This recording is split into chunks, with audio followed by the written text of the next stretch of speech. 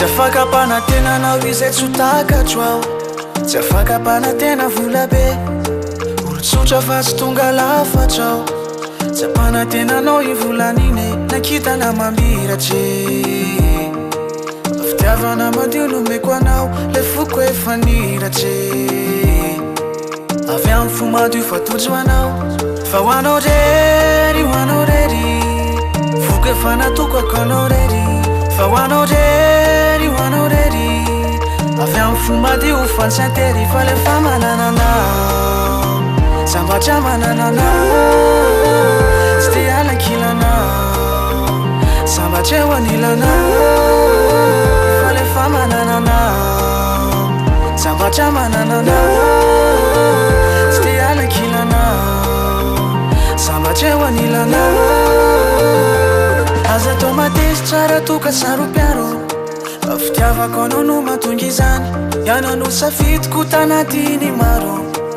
Tsy sasolanao raha eto an-tany Raha toko asendra olo anisika andray androany Ina fa tsy andravy lay fitie Zao ny ampitsika anao raha sendra mitomany Aza mba manay fa matokie Fa ho anao rery, ho anao rery Voko efa natokako anao rery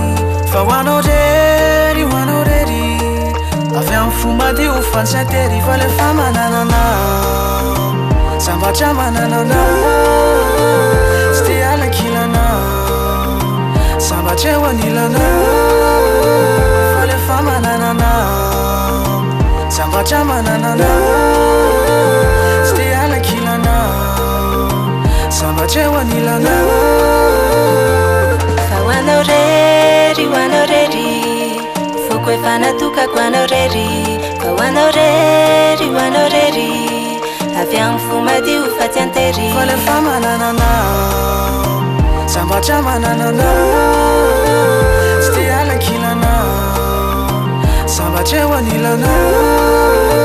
Fa le fa manana anao Sambatra manana anao Tsy te alankila anao Sambatra eo anilanao